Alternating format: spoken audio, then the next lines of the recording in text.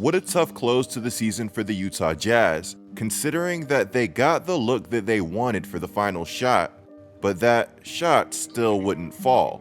They even had a desired player taking that shot in Bogdanovic. Hindsight is 2020, but is there any shot that you guys draw this play up for Mitch instead of Bogdanovic? In no way am I complaining about the look or the play. I'm simply asking a question. Regardless of what anybody would have done, the Jazz's season is now over. With their future looking as murky as ever, who knows what it holds? It's so crazy to me that there are facts like this that exist for the Utah Jazz. Apparently, Joe Ingles has passed Rudy Gobert the ball 174 times this season. On the other side of things, Donovan Mitchell has passed Rudy Gobert the ball a little over 150 times this season. Wait, it actually gets a little worse. Joe Ingles tore his ACL months before the regular season ended. Keep in mind that while Joe Ingles was in Utah, he also was not their primary ball handler. It's going to sound crazy to even say this, but Donovan Mitchell only averaged around 2 passes per game this season to Rudy Gobert. We're not talking about assists, guys. We're blatantly talking about passes here. Donovan Mitchell got wind of this stat circulating social media, so like anybody else, he decided to address it April 5th. He said it's a wild stat. I don't know. I mean, we have the #1 offense. You know what I mean? So clearly we're doing something right as a group, as a team. I'm not going to lie, I see it. I'm on Twitter or whatever, but I don't think it has an effect on us, the group. I think it's all for outside noise to talk about and speak about. I make the right plays. I know I do. Like my teammates know I do. I'm not going to sit here and let that define who I am or whatever. Him and I only know this because Locke told me. We have the #1 pick and roll efficiency, so clearly we're doing something correct on the offensive side. Like, yeah, I missed big fella in the paint late game. It happens. People make mistakes. Donovan is right. People make mistakes, and to be fair, he did find Rudy Gobert for a game-winning lob this postseason. He's also right about his ridiculous regular season pick and roll efficiency. Like he said, they were also the #1 ranked offense in the regular season. What sucks about what I just said, though, is the regular season part. The Jazz have been a really good regular season team for what I feel like is a while now, making the playoffs the last 6 years or so. That brings us to the Jazz's actual problem, the NBA playoffs. In the Jazz's last 6 playoff appearances, the best they've done is making the Western Conference semifinals, which isn't bad, right? Well, it's not really good either when you consider the fact that the Jazz have had championship aspirations. In this year's playoffs, the same pick and roll that Donovan Mitchell had said had been so successful in the regular season ranked in the 42nd percentile for all postseason pick and rolls. Every time I watch a Jazz game, I see Rudy Gobert routinely open and the Utah Jazz routinely missing him. This is something that I noticed before this whole narrative even started. Now, I know Rudy Gobert isn't prime Dwight Howard or anything when it comes to finishing in the paint, but when I watch the Jazz, he's literally wide open for dunks or alley-oops. He's often the biggest guy on the floor, wide open for dunks and alley-oops, and the Utah Jazz just miss him. Even when teams go small, it feels like they just disregard him for whatever reason. Even if Gobert was this horrific finisher and had the worst hands in the league, why not focus on developing him in that area during the regular season when you know you'll need him? Also, why not focus on developing your playmakers in that area? You guys can call this a bad take, but personally, I think that lob threats can have sizable impacts on offenses, especially playing with a good playmaker. They can develop their own gravity and open up the floor a whole lot more for your shooters. I found an ESPN article from a year ago that states that at one point, Rudy Gobert was so frustrated with the lack of passing that he told Donovan Mitchell, "Hey, pass the ball, darn it." That was, of course, the PG version. Reportedly, Mitchell's response would be laughter, and the Jazz would go on to feel uncomfortable about this whole situation. This wouldn't be the only time that Gobert has complained about the Jazz's ball movement. Recently, I've been seeing a whole lot of Rudy Gobert hate,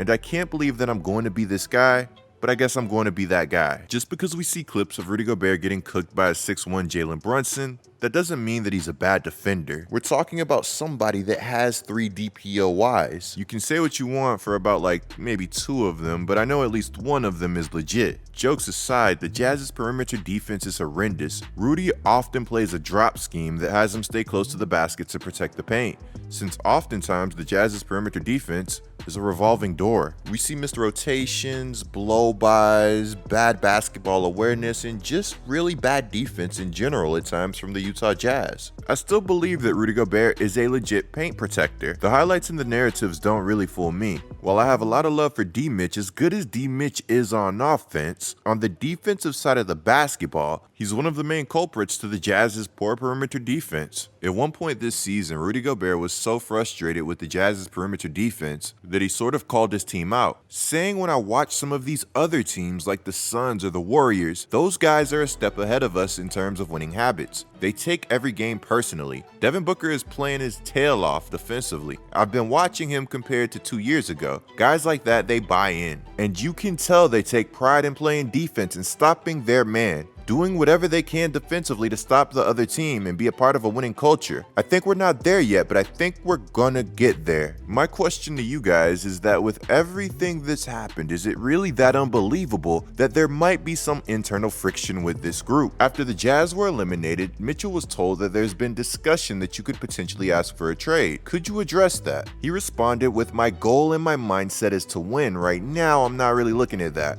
This hurts.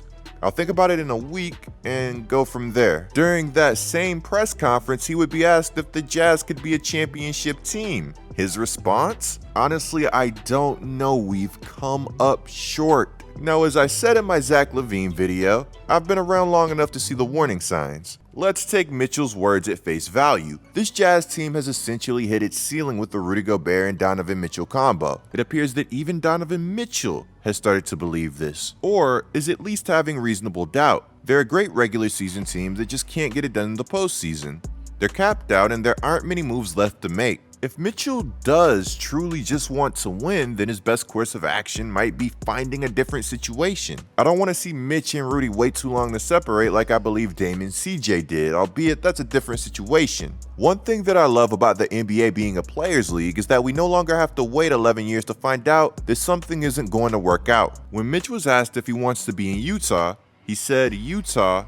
Yes, this hurts, Sarah, I'm not gonna lie, but yeah, I do. Personally, I think that Mitch would be fine staying in Utah, but I think that he also realizes that this team just isn't built to win a championship. Let me know what you guys think in the comments down below. According to Sean O'Connell, a source informed him that Rudy Gobert is at the him or me point with Donovan Mitchell, and he will demand that one of them be traded in the near future. Rudy Gobert responded with, every day has its own new rumor. After Rudy said this, another report came out from Tony Jones NBA saying Gobert and his agent are waiting for their annual exit meeting with the Utah Jazz. Sources tell The Athletic that meeting will likely determine how the two sides proceed going forward into the offseason. So I guess that you could say that we'll have a new video on the Utah Jazz coming fairly soon, as I think this situation will go far beyond just their exit meetings. Who would you guys trade in this situation? You could easily anchor a defense with Gobert going forward, but on the other side of things, Donovan Mitchell is 4 years younger. He's a cold-blooded scorer, and to be honest, I'm not even sure that he's reached his ceiling.